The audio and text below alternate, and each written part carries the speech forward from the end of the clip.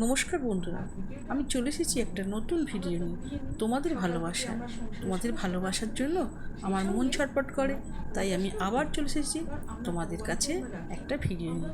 তোমরা আমার পাশে থেকো আর সঙ্গে থেকো। তোমরা পাশে থাকলে আমি অনেক অনেক সাহস পাই, আর ভিডিওটা করতেও আমার খুব ভালো লাগে। যাই হোক, তোমরা সঙ্গে থেকো। চলো, সকাল হয়ে গেছে। এখন আমি ফুলগুলো ঠাকুর ঘরে সমস্ত কাজ করে নিয়েছি আগে। এবার স্নান করে ঠাকুর ঘরে এসেছি। দেখো, এই ঠাকুর ঘরে এই ফুলগুলো আমি তুলে নিচ্ছি। আজকে নয়নতারা ফুল অনেকগুলো ফুটেছিল, সেই ফুলগুলো সব তুলে নিচ্ছি। তো ফুল রোজ কিনে আনে, আজকে একটু ফুল কম হবে, সেজন্য আজকে নয়নতারা ফুল। আর এই দেখো, আমার গাছে লাল ফুল, জবা ফুল ফুটেছে, কিছু তুলে নিয়েছি। আর ঘরটা মোছা হয়ে গেছে, ঠাকুরঘর, বাসনগুলো মাজা হয়ে গেছে, আমি উপর করে রাখছি। তো ফুলদানি হচ্ছে দেখো স্টিলের, আর এইগুলো হচ্ছে ছোটো ছোটো গ্লাসগুলো, এইগুলো সন্ধ্যাবেলা। আর এখন এই যে পুজো হবে, আমাদের পুরোহিত মশাই আসবেন, আমি সব রেডি করে রাখছি।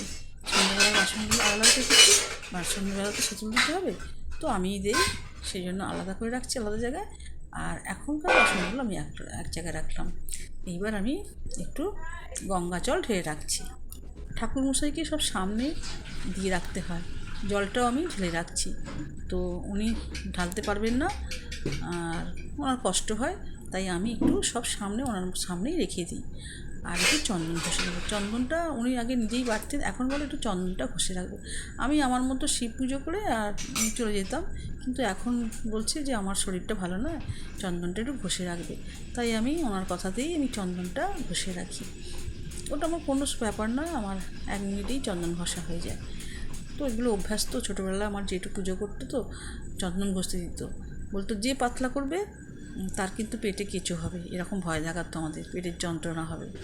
আমরা না ঘষে ঘষে ঘন করতাম, যেটুর অনেক চন্দন দরকার লাগতো। 1 বাটি ভীষণ মানে রক্ত চন্দন আর শ্বেত চন্দন, 2 রকম চন্দন আমাদের বাড়িতে বাটা হতো। এখানে তো মা আদ্যা মা আছে, পুরোহিত মশাই শুধু নারায়ণকেই চন্দন দেন, আমার লাল চন্দনও আছে, কিন্তু হয়নি, পুজো কালী পুজোর দিন বার করা হয় আর কি। এইবার আমি মানে চন্দনটা ঘষে আর নিত্য শিব পুজো করি। আমি সেই ছোটোবেলা থেকে শিব পুজো করি, এখনও করে যাচ্ছে, আমি করে যাবো, যতদিন বাঁচবো ততদিন আমি বাবা ভোলা মহেশ্বরকে ডেকে যাব। বাবা ভোলা মহেশ্বর সবার মঙ্গল করো, আমি সেই উদ্দেশ্যে, সবার মঙ্গলের উদ্দেশ্যে আমি বাবা ভোলা মহেশ্বরের মাথায় সকালবেলা একটু গঙ্গা জল দিই। আর একটু ফুল থাকলে, সাদা ফুল কিংবা বেলপাতা থাকলে আমি বেলপাতা দিয়ে বাবা তারকনাথকে একটু পুজো করি। সবার মঙ্গল করো বাবা, এই কথা বলে বাবার কাছে জানাই। যাই হোক, আমার তো পুরোহিত মশাই আছেন, উনি বেলায় এসে পুজো করবেন। আর আমি সমস্ত ফুলগুলো, মোটামুটি বাসি ফুলগুলো সব সরিয়ে ফেলেছি, আর উনি বাকিগুলো ফেলবেন। নারায়ণ আছে তো, বলে মেয়েদের নারায়ণ ছুঁলে, আমি মাঝে মাঝে ছুঁয়েও ফেলি, পরিষ্কার করতে গেলে তো, আবার মাঝে মাঝে করি না, মানে যেগুলো একটু মানে পরিষ্কার করার মতো সেগুলো করে দিয়েছি, আর বাকিগুলো পুরোহিত মশাই এসে বাসি ফুলগুলো সরিয়ে উনি পুজো করবেন। যাই হোক, ঠাকুরকে আমি পুজো শুরু করে দিয়েছি। আমি আগে নারায়ণকে, উনি তোলেন, কিন্তু আমি আগে বলে দিই, উত্তিষ্ট উত্তিষ্ট নারায়ণ, শয্যা ত্যাগ জগৎপথে, এই কথা নারায়ণকে সবার আগে বলি। কারণ নারায়ণ তো ঘুমান, নারায়ণকে জাগাতে হয় এইভাবে। কি বলতে হয় আছে জানি না, কিন্তু আমি এটাই বলি, উত্তিষ্ট উত্তিষ্ট নারায়ণ, শয্যা ত্যাগ জগৎপথে, এই কথা বলি। তারপর আমার গুরুদেব আছে ঠাকুর শ্রী রামকৃষ্ণ গুরুদেব, গুরুদেবের মন্ত্রটা বলি, গুরু ব্রহ্মা গুরু বিষ্ণু, ওম অখণ্ড মণ্ডল কারং ব্যক্তং যেন চরাচরম তৎপদং দর্শিতাং যেন তস্মৈস্য গুরুবে নমঃ। অজ্ঞান তিমির সান্দস্য জ্ঞানঞ্জন শলাকয়া চক্ষুমিত্র যেন তস্মৈ গুরু ব্রহ্মা গুরু বিষ্ণু গুরুদেব মহেশ্বর গুরুদেব পরম ব্রহ্ম তস্মৈ ঠাকুর শ্রী রামকৃষ্ণ গুরুদেব, মা শারদা, জয় বাবা লোকনাথ বাবা। আমি ডেকে আমি তারপরে গণেশ বাবাকে ডাকি, জয় বাবা সিদ্ধিদাতা গণেশায় নমঃ। সবার মন্ত্র তো আমার পক্ষে জানা সম্ভব নয়, আমি বলতে পারি না। আমি জয় বাবা সিদ্ধিদাতা গণেশ বলে এবার তারকনাথকে আমি সব ঠাকুরকে ডেকে নিই, বাবাকে মানে দেবতাদের সব একে একে প্রণাম মন্ত্র স্তোত্রম সব কিছু করে আমি শিবকে পুজো করি। শিবের মাথায় জল ঢালি, ওম নমঃ শিবায় নমঃ, ওম নমঃ শিবায় নমঃ, ওম নমঃ শিবায় নমঃ, এই কথা বলে আমি শিবের মাথায় গঙ্গা জল ঢালি। তারপর বলি ওম ত্রম্বকম যজামহি সুগন্ধি পুষ্টি বর্ধনম উর্বারুকমিব বন্ধনা মৃত্যুর্মুক্ষীয় মা অমৃতাৎ, এই কথা বলে শিবকে স্নান করিয়ে আর মুছে দিয়ে কী করি জানো তো, চন্দন শ্বেত চন্দন লাগিয়ে দিই, দিয়ে এবার ফুল দিয়ে দিই। আগে ঘি দিয়ে গাটা মুছিয়ে দিই আর কি, শিবের গাটা ঘি মাখিয়ে রাখি। আমার সামনেই ঘি থাকে, আমি আমার ঠাকুর ঘরে সবসময় একটু করে ঘি রাখি, মাঝে মাঝে প্রদীপও জ্বালি। রোজ দিন ঘির প্রদীপ জ্বালি না, আমি মোমবাতি জ্বালি আর মাঝে মাঝে ঘির প্রদীপ জ্বালি। তো আজকে শিব ঠাকুরকে যেরকম চান করে স্নান করিয়ে আর ঘি মাখিয়ে স্নান করালাম গঙ্গা জল দিয়ে, তারপরে আমি শ্বেত চন্দন দিয়ে আর ফুল দিয়ে দেবো। এইটুকু আমার মানে নিত্য শিব পুজো না করলে আমার মনটা ছটফট করে। আমার হাজব্যান্ড বলে চা খেয়ে কাজ করতে করতে বলে চা খাও, চা খেয়ে স্নান করবে। আমি বলি না, দাঁড়াও, আমি শিব পুজো করবো তারপরে আমি চা খাবো। সত্যি আমি মানে একদিন খেয়ে নিই, অনেক দেরি হয় স্নান করতে, কাজ করতে করতে অনেক দেরি হয়ে যায়, সেদিনকে খেয়ে নিই, কিন্তু সেটা মনটা খুব খারাপ লাগে, ভীষণ খারাপ লাগে যে আজকে না খেলাম, খেয়ে নিলাম। আর শিব ঠাকুরকে সত্যি পুজো করতে না পারলে না আমার খুব কষ্ট হয়। আমি বাবা তারকনাথ মহাদেব সবার মঙ্গল করো বাবা, জয় বাবা ভোলা মহেশ্বর, জয় বাবা তারকনাথ মহাদেব। এরপর সব দেবতাদের উদ্দেশ্য প্রণাম করে নিচ্ছি, কারণ ঠাকুর ঘরে আবার বেশিক্ষণ সময় দিলে তোমার হবে না, আমাকে আবার রান্নাঘরে যেতে হবে, বেরোতে হবে, বুঝেছো বন্ধুরা। তো যাই হোক, এইবার আমি মা আদ্দামাকে নমস্কার করে প্রণাম করে স্তবটা করার সময় পাই না সকালবেলা, রোজ দিন সত্যি বলছি সন্ধ্যেবেলা স্তব করি। সন্ধ্যেবেলা আমার কাজ থাকে কম, আমি এসে বসে অনেক সেখানেও 45 মিনিট সময় দিই, কিন্তু এখন আমার সত্যি সময় নেই। আজকে আমি মাকে শুধু জয় মা আদ্দামা শ্রী শ্রী আদ্দামা বলে, আর অন্যান্য মায়েদের মঙ্গলচরী আছে, কৃষ্ণ আছে, সবার একটু স্তব করে নিয়ে বেরিয়ে যায়। আত্মার স্তবটা একটু বড়ো তো, একটু সময় নেয়, সেই জন্য আমি করতে পারি না এখন। সন্ধ্যে যখন দেখাই তখন আমি আত্মার স্তবটা করি। যাই হোক, এবার বাসি ফুলগুলো সরিয়ে দিয়ে ঠাকুরঘরটা একটু শরীর মশার জন্য তো একদম হাতের কাছে রাখতে হয়, সব রেখে এবার চলে যাচ্ছি আমি। দেখো এবার যে আমাদের ঠাকুর ঘরের সামনেটা ফুল গাছ, এই যে নয়নতারা গাছের ফুলগুলো খুব সুন্দর হয়েছিল, আজকে সব তুলে নিয়েছি। আর এই যে তুলসী গাছ বসিয়েছি, চলে এসেছি এবার ছাদে। এবার জামা কাপড়গুলো শুকনো করতে দিয়েছি। আর এবার তোমাকে রান্নাঘর যেতে হবে, তার আগে একবার চুলটা একটু ভালো করে আঁচড়ে নেব, কারণ একটু চুলটা আঁচড়ানোর সময় পাই না। চুলটা একটু আঁচড়ে আর চলে যাব ঠাকুর ঘরে। দেখো আমি এখন ছাদেই আছি, জামা কাপড়গুলো মেলে দিচ্ছি। তো চুলটা আমি আঁচড়াতে পারলে, চুলটা না আঁচড়ালে খুব আরাম হয়। সারাদিন তো চুল আঁচড়ানোর সময় পাই না, এত কাজের মধ্যে ব্যস্ত হয়ে থাকি। যাই হোক, চুলটা আর একটু কেটে ফেলেছি, জানো তো বন্ধুরা, বড্ড সরু হয়ে গেছে। আমার চুলটা কিন্তু অনেকটা ছিল, যে দেখতো সেই অবাক হয়ে যেত। এখন চুলটা অনেকটাই কেটে ফেলেছি, বড্ড সরু হয়ে গেছে আর লিকলিক করছে। চলো বন্ধুরা, আমার তো ঘরে আমার চুল সমস্ত আঁচড়ানো হয়ে গেছে, এইবার আমি রান্নাঘরে যাব। চলো, দেখো আমার হাজব্যান্ড চা করেছে। তোমাদের কার হাজব্যান্ড চা করে একটু প্লিজ কমেন্ট করে বলো। এই দেখো চা আর বাদাম আর মুড়ি আমার জন্য রেডি করে রেখেছি। আমি কিন্তু সকালে কোনোদিন চা করি না, সন্ধ্যেবেলাও করি না, আমার হাজব্যান্ডই চা করে আর আমার জন্য রেডি করে রাখে।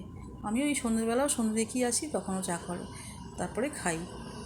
এখন আজকে ওর খাওয়া হয়ে গেছে, কারণ সকালে তো আমার অনেক দেরি হয়, ওই চা আমার ঠান্ডাই হয়ে যায়। তো দেখো বা চা খাওয়া হয়ে গেছে, এইবার আমি রান্না বসিয়েছি। শাকটা ভালো করে ধুয়ে নিচ্ছি, এটা জানো তো সোডিয়াম বাইকার্বনেট ধুয়ে নিলাম। তো এটা ধুলে পরে ধুলে নাকি এটা ভালো জীবাণুটা নাশ হয়ে যায়। যাই হোক, এইভাবেই যখন মনে থাকে তখন আমি সবজিগুলো এই সোডিয়াম বাইকার্বনেট দিয়ে ধুয়ে নিই। আর দেখো প্রেশার কুকার না চটপট রান্না সারতে হবে, তো আমি 1 ঘন্টার মধ্যে আমাকে রান্না সারতে হবে, 9টা বেজে গেছে। আর এই যে ডাঁটা আর আলুটা না প্রেশার কুকারে একটা সিটি দিয়ে দিয়েছিলাম, দিয়ে আর হাফ করে সেদ্ধ করে নিয়েছি। যাতে তাড়াতাড়ি হয়ে যায় আমার রান্নাটা। আর এই শাকটা ধুয়ে নিয়ে আগে জলটা গেলে ফেলে দেবো, নাহলে এই তো শাকটা না নোটে শাক তো একটু মানে কীরকম একটা গন্ধ গন্ধ ছাড়ে, সেই জন্য একটু জলটা আমি মানে ভাপিয়ে ফেলে দিচ্ছি আর কি। তোমরা কীভাবে নোটে শাক করো আমাকে একটু প্লিজ বলো, আমি তো এইভাবেই করি। তো যাই হোক, তো আজকে বিশেষ কিছু রান্না করব না, দুজন তো খাবো, দুজনেই থাকি তো আমরা, আমার ছেলে তো বাইরে থাকে, হ্যাঁ, আর আমরা দুজনেই থাকি। যাক, এখন একটু রান্না করলে একটু বেশি হয়ে যায় আর কি, আর সেই জন্য বেশি বেশি রান্না করি না, নষ্ট হয় খাবার তো, আর সেরকম আর মানে ইচ্ছা নেই যে অনেক খাবো। তো আলুটা সেদ্ধ হয়ে গেছে, আমি একটু পোস্তটা বেটে নিচ্ছি, তোমরা আমার সঙ্গে থাকো বন্ধুরা। হ্যাঁ, পোস্ত দিয়ে এই ডাঁটাটা আলুটা হালকা করে সেদ্ধ করে নিয়েছি। আর আলুটা কেন সেদ্ধ করে নিই, অতিরিক্ত যে স্টার্চ থাকে আলুতে, সেই স্টার্চটা কিন্তু বেরিয়ে যায়, সেই জন্যই করে নিই। তো বেশি আলু খেলে না শরীর সব মোটা হয়ে যায়। আমি রোজ ভাবি যে আলু কাল থেকে খাবো না, কাল থেকে আলু খাবো না, না, খাওয়া কিছুতেই ছাড়তে পারছি না। সেই ডাঁটাতে তো আলু বেশি চাই বলো।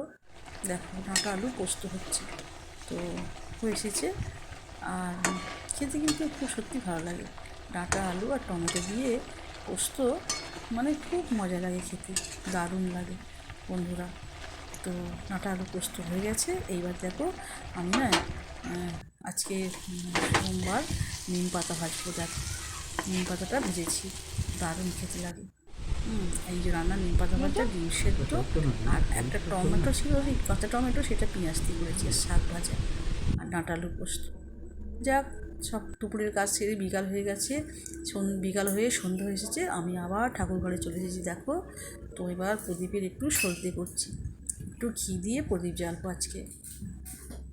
রোজ রোজ জ্বালি না, যেদিনকে মনে হয় সেদিনকে আমি ঘি দিয়ে জ্বালি। বৃহস্পতিবার আগে আমি রোজ জ্বালতাম, কিন্তু এখন ঘিটা দেখছি কম নিয়ে আসছে আমার হাজব্যান্ড। আমার ঠাকুরঘরে, আমার ঘরে তো ঘি নেই, কিন্তু আমার ঠাকুরঘরে ঘি চাই, এই জন্য আমাকে মানে রোজ রোজ জ্বালি না, বাতি রোজ জ্বালি, সর্ষের তেল দিয়ে প্রদীপ জ্বালি। আর ঘিটা আমার মনে হয় কারণ আমি শিবকে আমি রোজ ঘি মাখাই, আমার ঘি না মাখালে আমার ভালো লাগে না। আমি বাবা ভোলানাথকে রোজ ঘি মাখিয়ে গঙ্গা জল দিয়ে স্নান করাই, তো প্রদীপটাও মাঝে মাঝে জ্বালি। আর আজকে একটু ইচ্ছা হলো বন্ধুরা, তো সেই জন্য ঘিয়ের প্রদীপ জ্বালছি। ঠাকুরঘরে ঘিয়ের প্রদীপ জ্বালাই ঠিক, সর্ষের তেলে প্রদীপ জ্বালে না।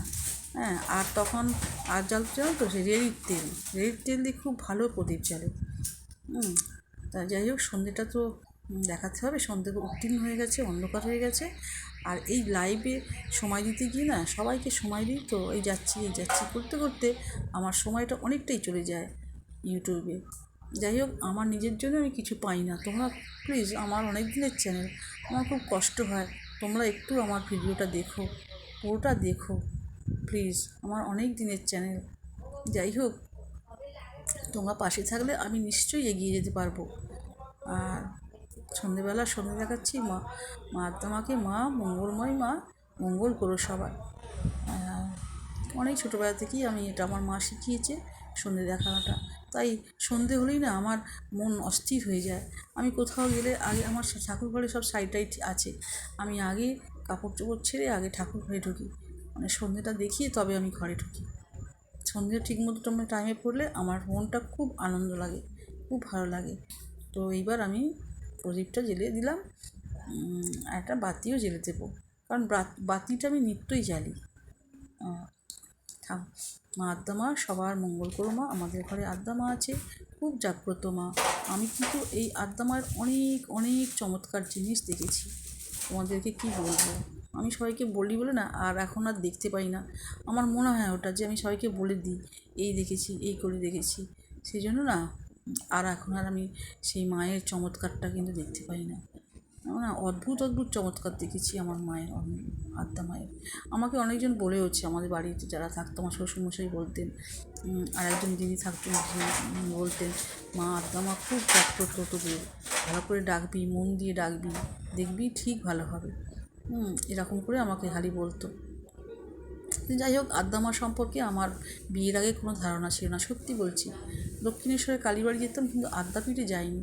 তো বিয়ের পর আমি আদ্যা মা আছে যেহেতু, আমার শ্বশুরমশাই আমাকে বললেন যে আদ্যাপীঠে যাও, উনি প্রেরণা।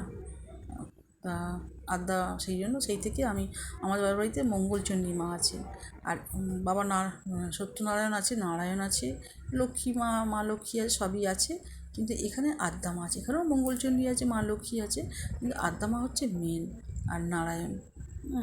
যাই হোক, আমি ভালো করে মাকে ডেকে, মঙ্গলময়ী মা নিশ্চয়ই সবার কৃপা করবে। আর চলো একটা ধূপ আমি দেখিয়ে আসি তুলসী গাছে, আর একটু শাঁখটা বাজি। শাঁখটা জানো তো আমি মাঝে মাঝে না বাজাতে পারি না, কষ্ট হয়।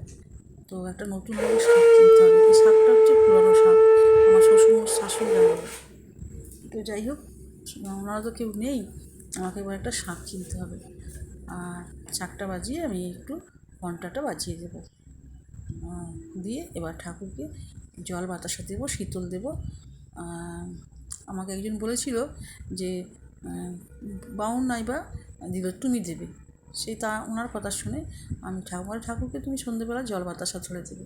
আমি সেই থেকে আমার মা আদ্যা মাকে জল বাতাসা আর নারায়ণকে দিই, দুজনকে, নারায়ণকে দিই আর মা আদ্যা মাকে জল বাতাসা দিয়ে নমস্কার করে আমি কিন্তু ঠাকুর ঘর থেকে চলে যাব। তো একটু দেরি হয়, সমস্ত স্তব করি, তো মা আদ্যা মায়ের স্তব করি, সবারই তো স্তব করে আমি তবে ঠাকুরঘর থেকে বেরোই। আর কোনো পার্বণ হলে তো আমি ঠাকুরঘরেই বসে থাকি, আমার ভালো লাগে ঠাকুরঘরে বসে থাকতে। তো যাই হোক, সন্ধ্যেটা ভালো করে দেখিয়ে দিলাম। তো তোমরা একটু কমেন্ট করে বলো কেমন হয়েছে আমার ভিডিও। আমার সত্যি খুব ভালো লাগে। তোমরা ভালো থেকো, সুস্থ থেকো, মা তোমাদেরকে ভালো রেখো, সবাইকে ভালো রেখো।